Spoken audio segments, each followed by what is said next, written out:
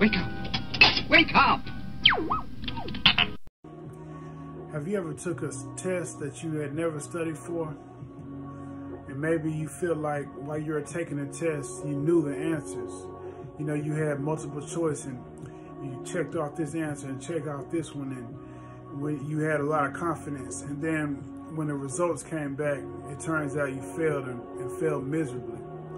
This happened to me a lot. I used to, when I was in school, I would take tests and I would never study, and I would never want to do my homework, and I would never look at the books that I was supposed to be studying. So when it was time for me to take a test, I would just guess. And the guesses I would make would always seem like this had to be the right answer, like they would make so much sense to me. And it's the same thing we do with life. You know, the Bible is the basic instructions before leaving earth. And if you're not studying the Bible, then you're not studying for the test that you're taking right now. Exodus 20:20. Moses said to the people, "Do not be afraid, for God has come in order to test you, in order that the fear of him may remain in you, so that you may not sin." This is the purpose of this life. This life is not about how much you can get, because you're not going to be able to take it with you. It's not going to satisfy you. The more you get, the more you want. The more you get, the more you look at people that have more than you. And it turns into a search for competition instead of contentment.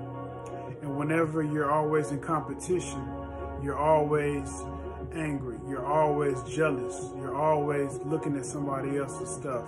But when you learn to be content, then you learn to stop looking at what other people got, stop looking at name brands, and start learning what's really important in life, the things that really matter. You know, a good test to notice the things that really matter in your life are to think, if you were on a desert island all by yourself, what would you really want? Would you want Jordans? If you were on an island all by yourself, would you want a sports car? I really doubt it. You want food, you want clothes in your back, and you probably want some good company. You know, and these are the most important things in our life. Deuteronomy 8:2.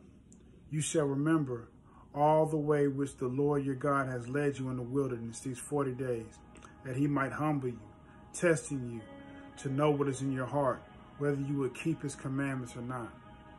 You see, there's a lot of trials that God takes us through in life.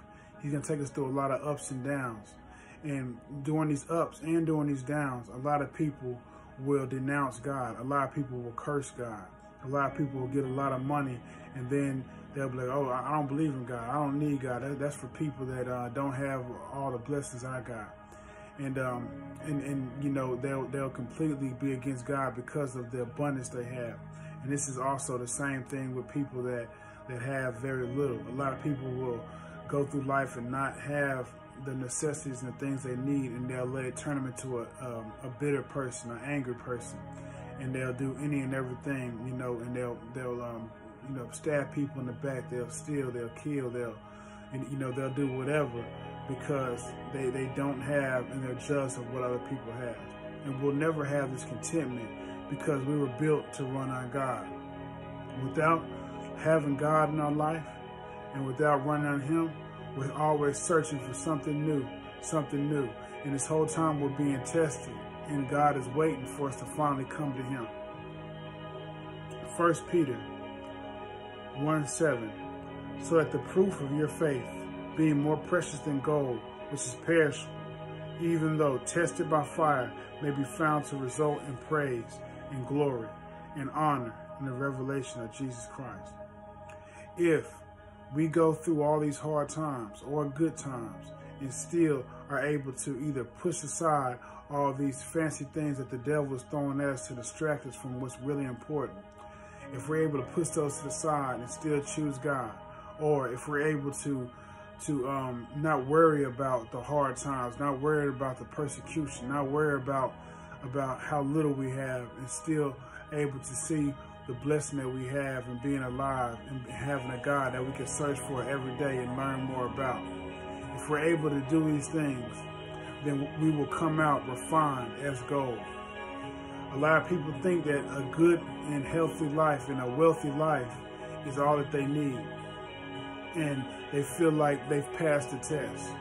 But like many people that are taking the test that they haven't studied for in school, you won't know if you really passed this test until it's time for you to get your grade. You might be looking around with a real smug look in your face, checking off all these answers thinking you got them right because it looks good to you.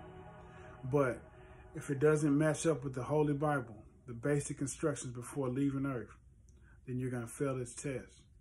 And this failure is not one that you really want to fail, because eternal fire, eternal hellfire, eternal separation from God is something that's just unimaginable.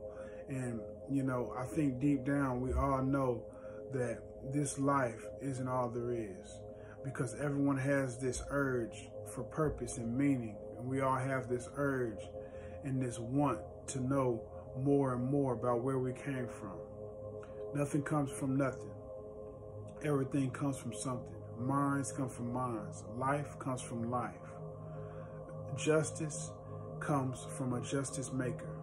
The reason why we want justice, the reason why we believe in right and wrong, is because these things have been set in our heart through our conscience.